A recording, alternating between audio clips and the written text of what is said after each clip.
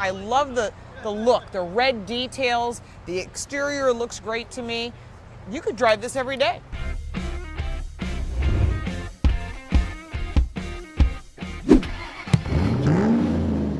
It was Davy Crockett who first said, "You can go to hell, and I will go to Texas." So that's what we did. That's what we did, yes, to drive the 2019 Hyundai Veloster, and it's all new. It is. It's great. I think it's beautiful. A lot of people thought it was kind of a quirky little car. Yeah. And actually, I thought that was one of its strongest attributes, was Right. that it was kind of It quirky. was three-door, it was different, it didn't look like everything else on the road, and it had some competition, but it was mostly known, I think, as a kid car. Like, you thought, oh, some high school kid will drive it, and maybe initially that was the thought, but it certainly turned into more of a family kind of vehicle because you've got the third door. Let's talk about some of the things that make this different from the last one. It's a lot of things. Yeah, I mean, there's quite a bit. Some very basic things. A little bit longer, not by much, just a little bit, a little bit under an inch. A little lower. A little bit lower too, by just about an inch. But strikingly, in lowering the roofline here, they also increased the headroom of the car. And they used that by using some different materials inside the cabin, which is really, really quiet, except for the stuff that they want you to hear. We also have someone here to talk to us about design, so let's roll into what the design changes are so you can see. Hi, my name is Brad Arnold. I'm a design manager at the Hyundai Design Center in Irvine, California, and I'm here today to talk about the 2019 Hyundai Veloster. Every vehicle at Hyundai starts as a global design challenge, and this vehicle was no different. Ultimately, our team in Korea is the team responsible for the design you see behind me. On both the interior and exterior, there's some really nice and fun pop colors. Here in the front, there's an anodized-like finish on this front splitter that helps to kind of direct your eye to some of the more aerodynamic and functional elements that you'll see throughout the vehicle. So as the valence comes around the corner, you'll see this arrow pass through at the corner, and I really like how those lines extend down the rocker of the car. The grille on the front of the vehicle and the volumes over the front fenders and rear fenders give the vehicle a really powerful and robust stance, while contrasted by the lines and the undercut surfaces that stretch your eye back through the body side. Those elements help to communicate an agility. The Veloster's 2+1 door configuration gives a really contrasting set of experiences to the passengers. If you're the driver, as you approach the vehicle, this single door communicates a really engaging, a really sporty, and a coupe experience to driving the vehicle. The Veloster has a really dramatic sloping roofline that's anchored at the rear of the vehicle by the graphic of the tail lamp. The tension that this creates communicates a lot of stored energy that the Veloster is asking you to unleash. The car from rear view has a really wide implanted stance because of the generous fender volumes and the wide diffuser graphic. As an homage to the first Veloster, I really enjoy the centrally located sporty rear exhaust tip. The hidden hatch release is a simple but effective way to keep a really clean aesthetic on the rear hatch. As I talked about earlier, I think the most fun and interesting part of this design is the asymmetrical door layout. On the driver's side, you have a very focused and sporty experience provided by this single door. On the passenger side, the two doors communicate a more open and more social experience for your passengers. My name is Mike Evanoff, and I'm the product planning manager of small cars, and I'm coming to you from one of my favorite places, that's behind the wheel of the all-new 2019 Veloster. Now, dynamically, Veloster has really improved from the prior generation. We've now got a standard multi-link rear suspension that really increases the handling characteristics and capabilities of Veloster. Now, specifically on this R-Spec, we've also equipped it with summer tires. Not just any summer tire, but this is the Michelin Pilot Sport 4. Now, this tire you would find on many more premium vehicles, and it provides a tremendous amount of grip here in the Veloster Turbo R-Spec. Now, also available on Veloster Turbo is our 7-speed dual clutch transmission with paddle shifters. It provides efficiency and also quick and clean, smooth shifts to make most of the torque that this car delivers. Now, with active sound design being tied to the drive modes, you can change on the fly. So when you go into sport, you can really hear a difference in the sound character. Still very authentic, but just gives you a little bit more of that audible feedback that you're looking for when you're in sport mode. Veloster has a generous list of advanced technologies and connectivity options. Inside, it has a standard 7-inch touchscreen that includes rear view camera, Apple CarPlay, and Android Auto capability. There's also an available 8-inch touchscreen and an 8-inch navigation display. As a result, you can use your voice to send and listen to text messages, use the map on your phone, or listen to your favorite apps like Pandora or Spotify.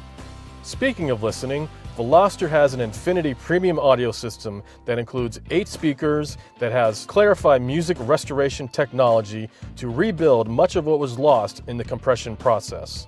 To provide convenience, BlueLink equipped Velosters receive 3 years of services, which include remote start with climate control, automatic collision notification, and destination search just by using your voice. Other technologies that are offered in the Veloster include Qi wireless charging and a heads-up display to project important information such as speed, blind spot collision warning, turn-by-turn navigation, and many other alerts.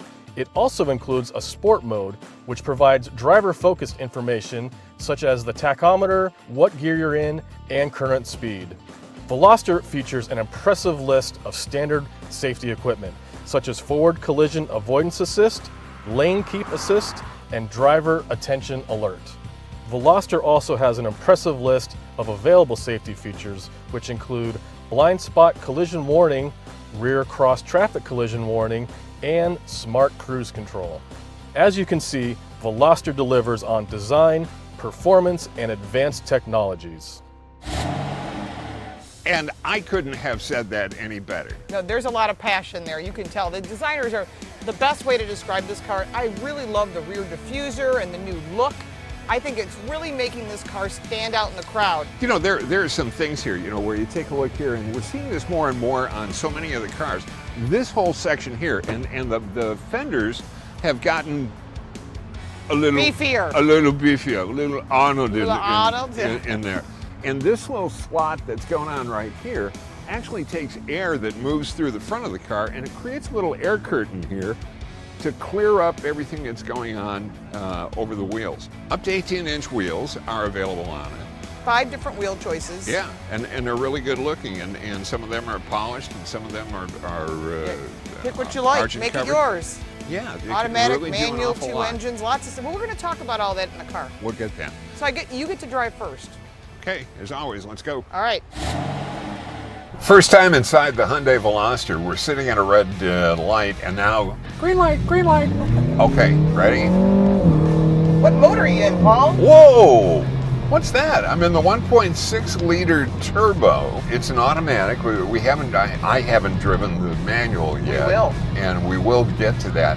But the thing that I wanted to bring up is that so often in the industry now, when you put your foot down on these smaller displacement engines, they have enhanced sound. The big difference, I kept telling Lauren when we got into the car, they had a default set to sport driving mode. Yes. And sometimes when you put it into sport, it's kind of hard to figure out, well, did they really change the shift points and how much of it changed? Oh boy, howdy, does it change when you go in the automatic. You get 3 different modes. You get like a standard, you get a smart, and a performance mode as well. It seemed like I couldn't modulate the throttle. It was either... Don't you love drive-by-wire? It was just going back and forth. And I couldn't get any smoothness to modulate the throttle properly. I really enjoy this car. Short wheelbase, it's kind of tossable. I like the paddle shifts. We'll do a little whoop-de-doo here, bring it down. Even in the smart mode, that was fun. Wow, check Paul out, huh? Everything is laid out very, very nicely here. I like where the controls are. The steering wheel is nice and beefy. It's nice to hang on to. Paddle shifts? Paddle shifts are good. And you want them on this car. A lot of times we'll say, what'd you waste the money for? But on this one, it really works well. And it's this is going to be a very popular youthful car for a buyer that's 20 to 35, somewhere in there is where the bulk of their sales are going to go. Yep. But it's a great urban choice as well. Small, easy to drive, economical. You get the 1.6 liter turbo or the 2 liter as well. Can I drive? Get behind the wheel. All right, we got to pull in over there at that gas station, and it's my turn. Hi there. Let's see what we can find in the gas station. Oh, yeah. You never know. Well, I agree, Paul. As soon as I got in the car, you had left it in sport mode. And I first noticed that very touchy throttle. It was on or off because I was trying to, pull out of a parking space. But when I put it into normal mode and you're just driving every day on the road, I think this is a really nice driver that you could do every day. Especially if you live in an urban area where parking is such a pain in the butt. Sure. You don't want to have a big vehicle. I didn't realize till I sat in the driver's seat that both seats are manual. The backs are manual, but there's a power lumbar on the driver's side of this turbo. And remember that the larger displacement engine does not mean it's the more powerful engine. The Right. 1.6 turbo is more powerful than the 2-liter normally aspirated. Right. And they both come in automatic or manual, which I think is great, so people have choices. Visibility, I think there's a limited visibility out the back, number one. Yeah, it is, but it didn't drive me crazy. No, it doesn't, because you got side mirrors and It's not the like rear view mirror doesn't offer much, but you adjust the side mirrors and you back up. I really like when you put the car in reverse. It has cross traffic alert amongst a ton of other safety features which are down below. But it also tells you the direction someone's coming from, so it's not just beep, beep, beep. It says, oh, they're coming from the left or the right. That's nice. And also when you turn the wheel, it shows the movement of where you're going, which I think is helpful to a lot of people, especially when you're in a parking lot or you're parking in some tight spot. As far as the gauges, they're real gauges, which I prefer, versus digital gauges, because over a period of time, if something goes wrong, you don't want to find yourself in a bind. 8-inch screen. It's the optional 8-inch when you do the upgrade. There's a 7 inches standard. It's not Google Earth. It doesn't have to be, but the navigation system is multicolor, which is great. The audio system is Infinity, which is owned by Harman Kardon, and that's excellent. It's got a subwoofer in it. You're looking at the whole screen and what it offers. Very Hyundai, which is excellent, easy to use. Everything is, as said, Apple CarPlay. Android Auto is the key charging for the center, but only one phone. But there's tons of storage in the front. There's tons of storage in the doors, which I think is great. Heated seats, which I think are a big thing. Good size center console.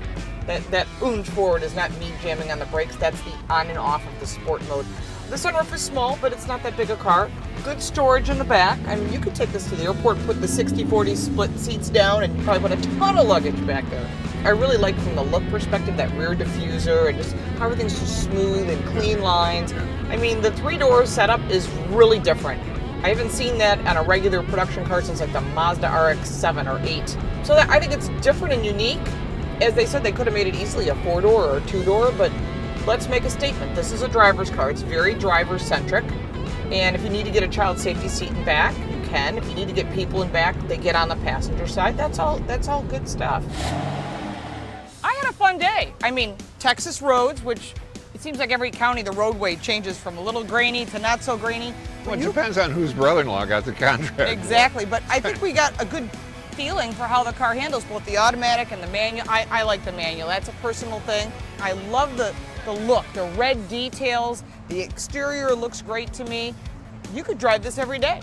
Oh, absolutely you could, but just not in sport mode for me. For me in sport mode. No, I think even you would get tired of it after a while. Never tired of No. performance. I think for $18,000 entry price, you're getting into a fun car with a spirited drive, great technology, excellent safety, an amazing warranty if you're going to own it. I'm sure the lease numbers are going to be good. Let us know if you've owned one, driven one, what you think of the new design. I mean, I'm sure there's going to be opinions, especially if you drove. And if you drove it and said, I bought something else, why? We want to know. We're happy to converse with you. We do reply to all of your comments. All right. So from Austin, Texas, that's it from us. There's some beef rib right over here at that County Line Barbecue, and it's just calling my name. So long, I'm going to beat him to the ribs. Well, no, I got the power lumbar over here. Yeah, but I'm saying manual everything over here. It's all like push the seat forward, pull up the metal rod. This is what you call a first world problem. No, this is what you call a kid car, because the millennials that would buy this type of vehicle will most likely not give a crap what the passenger thinks, because unless you've got Because they're kids, selfish little bastards.